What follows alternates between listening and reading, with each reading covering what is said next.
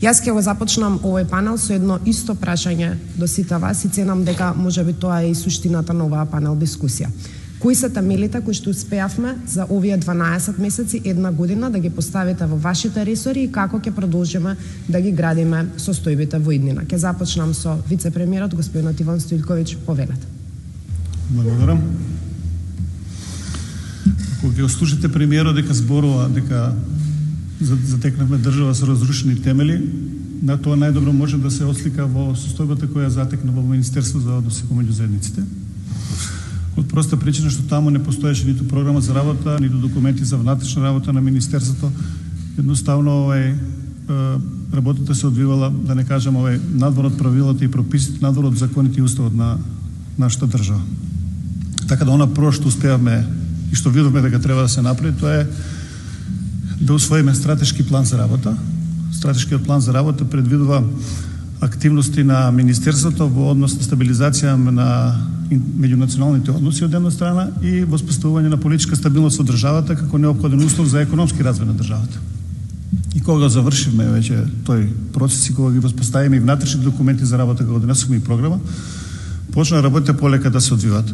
Она што би требало посебно да се истакне, тука да доаѓам на делот од работењето на Министерството, тоа е дека од времето на претходниот министер до денеска, до буџетот со кој јас управувам, трошковите на буџетот се смалени за 60%.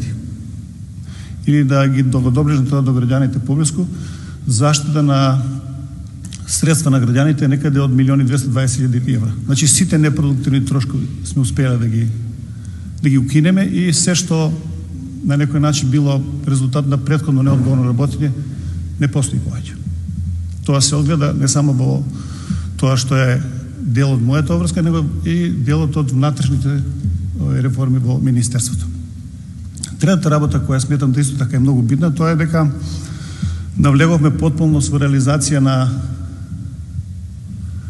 програмата Нема седење дома, а примање плата на Советот за стратешка реформа на јавната администрација, така да од 296 вработени кои ги затекна во Министерството по различните основи, веќе 112 не се вработени во Министерството на различити начини, по различити основи. Да не бидам сватен погрешно, тие 112 луѓе не се во Министерството на законски начин, затоа што Министерството се уште нема добиено никаква притужба, ниту жалба, ниту тужба во однос на одлуките кои ги донело. Така да тој аспект ни остана уште 79 такви лица кои нормално тие процеси се во тек и се надеваме дека до крајот на годината ќе можеме да ја затвориме и тоа поглавле од работата на Министерството. И Министерството остане до некаде со 80-90 вработени, што сметам дека е некоја рационална бројка за едно министерство со таква одговорност.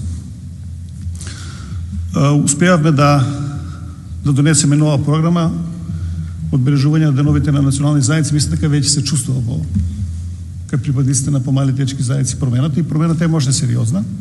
И тука ќе продолжиме со активности. Имаме пречки на почетокот, меѓутоа полека, но сигурно како времето поминува, ги отстрануваме сите пречки и се надеваме дека како времето одминува, така тие активности ќе земаат повеќе ќе се размамнуваат во добар правец. И последната работа за која би сакал да кажам, тоа е конкурсот за финансирање на здружени и владини организации, затоа што имаше еден дел реакции во јавноста зошто се средствата расподелени на тој начин. Јас одговорив на некој начин, меѓутоа сметам дека уште еднаш треба на македонската јавност да и се каже, бидејќи е време на реформи, бидејќи е време на промени, на комплетни промени, и дека она што беше не треба веќе така да биде, и дека суштината на Министерството е сосема променето, и дека покри припадниците на помалите етнички заедници ние мораме да се погрижиме и за некои темелни определби на државата, како што беше промоција на Европската унија, борба против корупција и слично, кои мора да бидат дел од тие програмски определби. И оно што е најбитно, сите сметаат дека министерот донесува интерни одлуки за распределбата на средствата, што во овој момент не е случај. Јас намерно себе си се исклучив од процесот на донесување одлука и одлуката е препуштив на комисија која се состои од 7 члена, представници на скоро сите министерства. Од моето министерство беше представник